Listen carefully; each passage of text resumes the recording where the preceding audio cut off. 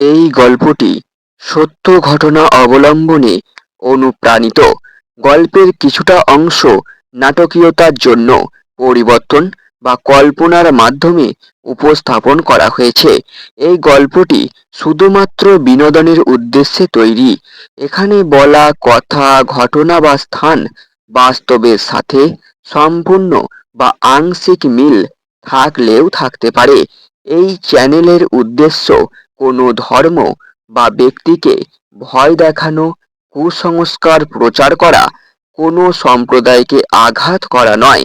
দর্শকদের নিজস্ব বিবেচনার উপর ভিত্তি করে এই গল্পটি তৈরি করা হয়েছে এবং দর্শকদের উদ্দেশ্যে বিশেষ বার্তা।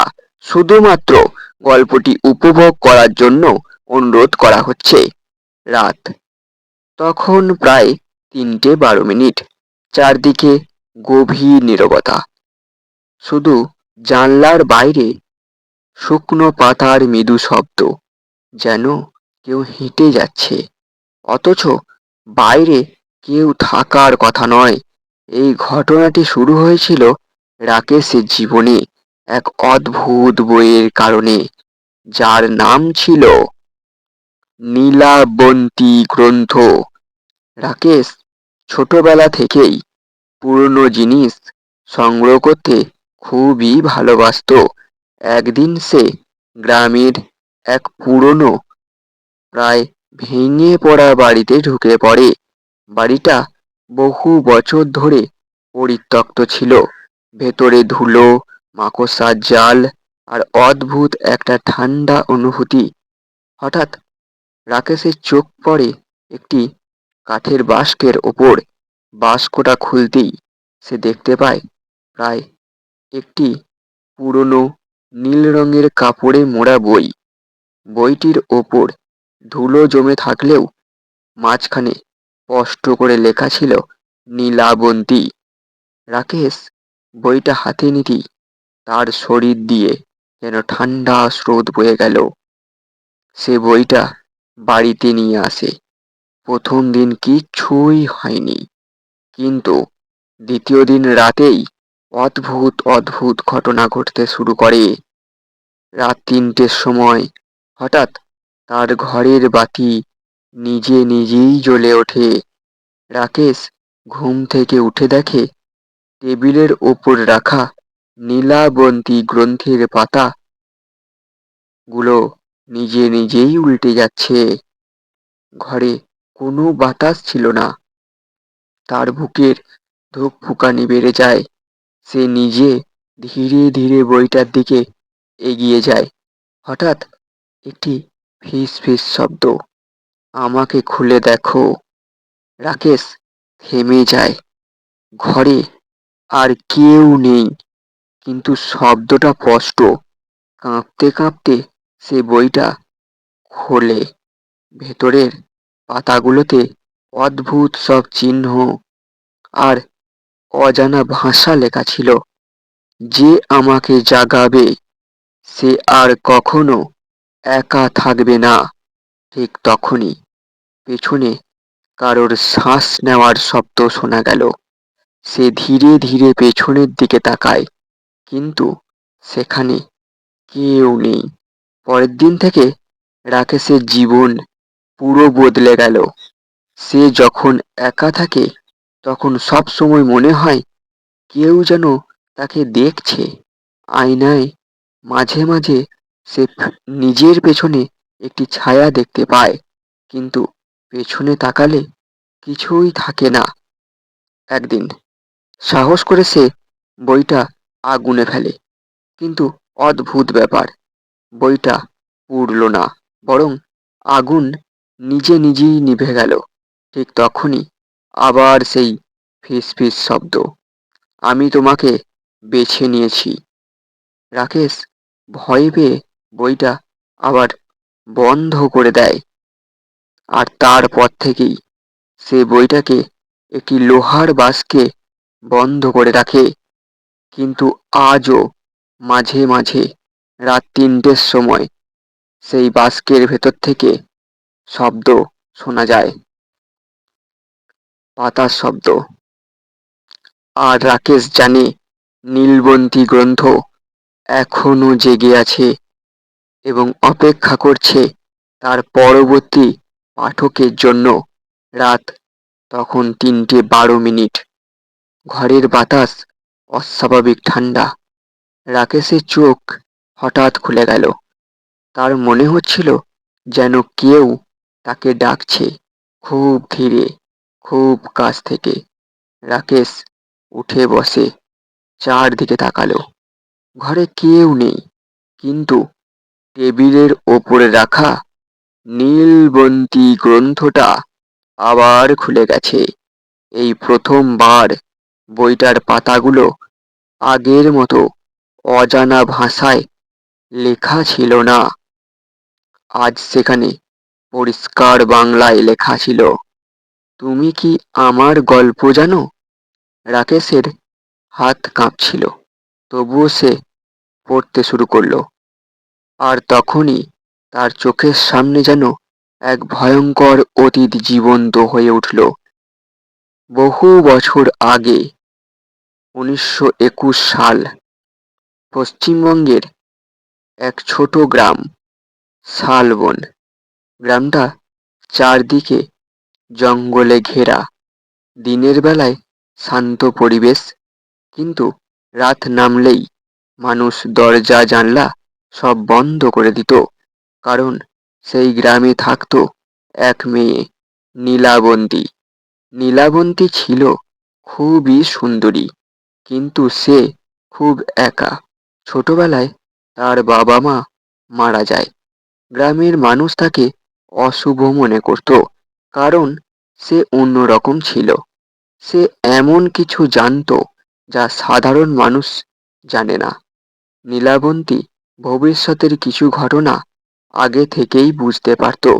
কেউ অসুস্থ হলে সে আগে থেকেই বলে দিত। কেউ মারা গেলে সে আগের দিনেই কেঁদে ফেলত। গ্রামের মানুষ তাকে ভয় পেতে শুরু করলো। তারা ভাবলো নীলাবন্তী একজন ডাইনি।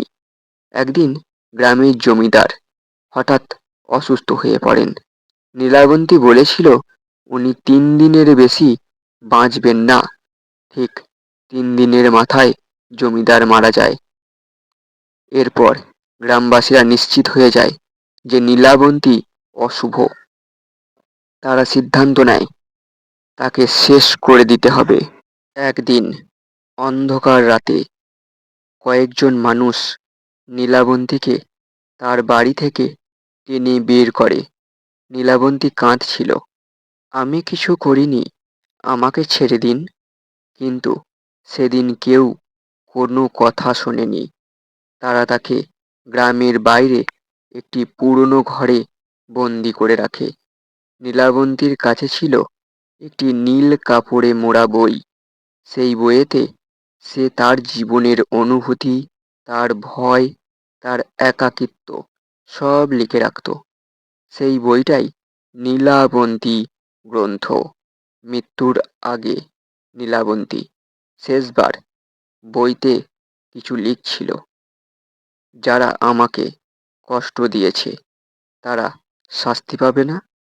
পরের দিন সকালে নীলাবন্তীকে মৃত অবস্থায় সেই পুরনো ঘরে পাওয়া যায়, কিন্তু তার চোখ তখনও খোলা ছিল, যেন সে কিছু বলতে চায়। আর তার পাশে পড়েছিল সেই নীল কাপড়ে মোড়া বই। সেই দিন থেকে ওই গ্রামে অদ্ভুত অদ্ভুত ঘটনা ঘটতে শুরু হয়। যারা নীলাবন্তীকে কষ্ট দিয়েছিল, এক এক করে তারা সবাই মারা যেতে থাকে। কেউ সম্পূর্ণ পাগল হয়ে যায়, আবার কেউ হঠাৎ অদৃশ্য হয়ে যায়। গ্রামের মানুষ ভয় পেয়ে বইটা একটি বাক্সে বন্ধ করে দেয়, আর সেই বাক্সটা লুকিয়ে রাখা হয় সেই পরিত্যক্ত বাড়িতে। রাকেশ বইটা পড়া শেষ করলো। তার হাত পা ঠান্ডা হয়ে গেছে। সে বুঝতে পারল নীলাবন্তী এখনো এই বইয়ের মধ্যেই আছে। হঠাৎ বইটার শেষ পাতায় নতুন লেখা ফুটে উঠল, তুমি আমার গল্প জেনেছ, এবার কি তুমি আমাকে মুক্ত করবে? রাকেশ ভয় পেয়ে বলল, কিভাবে? কোনো উত্তর নেই। কিন্তু হঠাৎ তার মাথার মধ্যে একটি ছবি ভেসে উঠল। সেই পুরনো বাড়ি, সেই ঘর যেখানে নীলাবন্তী মারা গিয়েছিল। সে বুঝতে পারল তাকে সেখানে যেতে হবে। পরের দিন রাত্রে রাকেশ সেই বাড়িতে যায়। ঘরে ঢুকতেই দরজাটা নিজে নিজেই বন্ধ হয়ে যায়। ঘরের মাঝখানে সেই কাঠের বাস্ক। রাকেশ বইটা বাস্কের মধ্যে রাখতে যায়। ঠিক তখনই তার সামনে একটি ছায়া মূর্তি তৈরি হয়। ধীরে ধীরে একটি মেয়ের আকার নেয়। লম্বা চুল, ফ্যাকাশে মুখ, চোখে অসীম দুঃখ। সে নীলাবন্তী। রাকেশ স্থির হয়ে যায়। নীলাবন্তী ধীরে ধীরে বলে, আমি মুক্তি চাই। তুমি কি আমাকে মুক্ত করবে, নাকি আমার সাথে থাকবে চিরকাল? ঘরের বাতাস আরও ঠান্ডা হয়ে যায়। রাকেশ বুঝতে পারে এটাই শেষ সিদ্ধান্ত। কিন্তু সে জানে না মুক্তি দিলে কি হবে আর মুক্তি না দিলে কি হবে। ঠিক তখনই বইটার শেষ পাতায় আবারও একটি নতুন লেখা ফুটে ওঠে। প্রতিটি গল্পের একটি নতুন শুরু থাকে। রাত তখন 3:12। পুরনো সেই পরিত্যক্ত বাড়ির ভেতরে দাঁড়িয়ে রাকেশ। চারদিকে অন্ধকার, ভাঙা দেওয়াল, আর বাতাসে অদ্ভুত ঠান্ডা গন্ধ। তার সামনে দাঁড়িয়ে আছে নীলাবন্তী। তার মুখ ফ্যাকাশে, চোখে গভীর দুঃখ, আর চারপাশে হালকা নীল আলো। রাকেশের হাত কাঁপছে, তবুও সে সাহস করে বলল, তুমি তুমি কি সত্যিই নীলাবন্তী? মেয়েটি মাথা নেড়ে বলল, হ্যাঁ, আমি নীলাবন্তী। তার কণ্ঠে কোনো ভয় ছিল না, ছিল শুধু ক্লান্তি, বহু বছরের একাকিত্বের ক্লান্তি। রাকেশ অনুভব করল এই আত্মা ভয়ঙ্কর নয়, সে একা। রাকেশ ধীরে ধীরে বলল, তুমি মুক্তি চাও? নীলাবন্তীর চোখে হালকা জল ভেসে উঠল।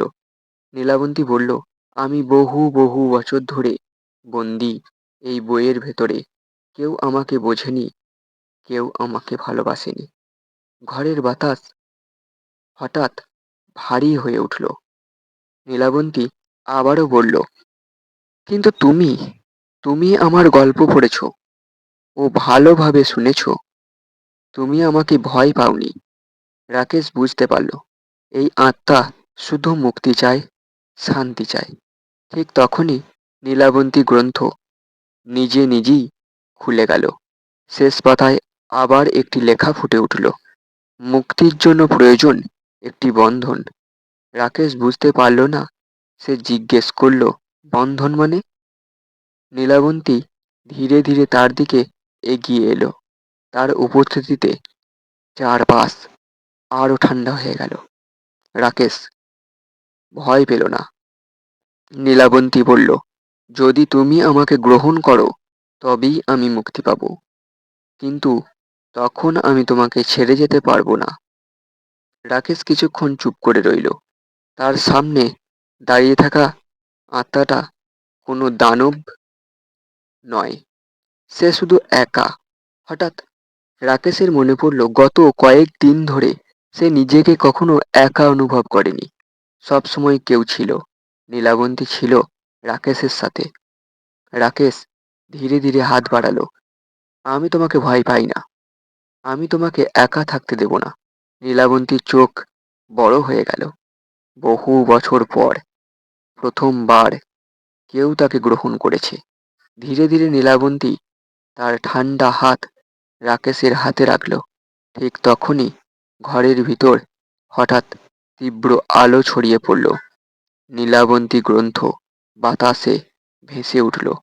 পাতাগুলো দ্রুত উল্টাতে লাগলো। চারদিকে বাতাসের ঝড়। নীলাবন্তীর শরীর থেকে আলো বের হতে লাগলো। সে কাঁদছিল, আমি মুক্তি পাচ্ছি। ধীরে ধীরে তার ভয়ঙ্কর রূপ বদলে যেতে লাগলো। তার শান্ত মুখ হয়ে গেল, চোখের দুঃখ মুছে গেল। সে আর ভয়ঙ্কর আত্মা নয়, সে এখন শুধু নীলাবন্তী, একজন মেয়ে যে ভালোবাসা পেয়েছে, বইটা হঠাৎ আগুন জ্বলে উঠল। কিন্তু সেই আগুন ঠান্ডা। কয়েক সেকেন্ডের মধ্যে নীলাবন্তী গ্রন্থ পুড়ে ছাই হয়ে গেল। অভিশাপ শেষ। ঝড় থেমে গেল। ঘর আবার শান্ত। রাকেশ ধীরে ধীরে চোখ খুলল। তার সামনে দাঁড়িয়ে আছে নীলাবন্তী। কিন্তু এবার সে স্বচ্ছ নয়, সে বাস্তব মানুষের মতো। নীলাবন্তী মৃদু হেসে বলল, তুমি আমাকে মুক্তি দিয়েছ, এখন আমি একা নই। রাকেশের চোখে জল চলে এলো। সে বলল, তুমিও আমাকে একা থাকতে দাওনি। বাইরে ভোরের আলো ফুটতে শুরু করেছে। বহু বছরের অভিশাপ শেষ হয়েছে। নীলাবন্তী আর বন্দি আত্মা নয়, সে মুক্ত। কিন্তু সে রাকেশকে ছেড়ে যায়নি, কারণ তাদের মধ্যে এখন একটি বন্ধন তৈরি হয়েছে, ভালোবাসার বন্ধন। কয়েক মাস পরে রাকেশকে আর কেউ একা থাকতে দেখেনি। সব সময় তার পাশে একজন মেয়েকে দেখা যেত। সাদা পোশাক, শান্ত, মৃদু মুখ, মৃদু হাসি। গ্রামের মানুষজন জানতো না সে কে, কিন্তু রাকেশ জানতো সে নীলাবন্তী। একদিন সন্ধ্যায় রাকেশ ও নীলাবন্তী গ্রামের বাইরে সেই পুরনো বাড়ির সামনে দাঁড়িয়েছিল। নীলাবন্তী আকাশের দিকে তাকিয়ে বলল, এখন আমি মুক্ত, কারণ তুমি আমার সাথে আছো। রাকেশ ধীরে চোখ বন্ধ করল এবং বলল, আমি আর কখনো একা নই। সূর্য ধীরে ধীরে অস্ত যাচ্ছিল। দুজন পাশে দাঁড়িয়ে আছে, একজন যে জীবিত, আর একজন যে মৃত্যুকে অতিক্রম করেছে। হালকা নীল আকাশের আলোয় সে রাকেশের দিকে তাকিয়ে হাসছে, যা তাকে শান্তি এবং সাহস দিচ্ছে। তারা একসাথে চিরকাল মুক্তি, বিশ্বাসের প্রতীক হয়ে থাকলো। এই গল্প আমাদের শেখায়, ভয় এবং কষ্ট যতই বড় হোক, ভালোবাসা কখনো শেষ হয় না। তা মানুষের হৃদয়ে চিরকাল বেঁচে থাকে। আজকের মতো গল্প এখানেই শেষ করছি।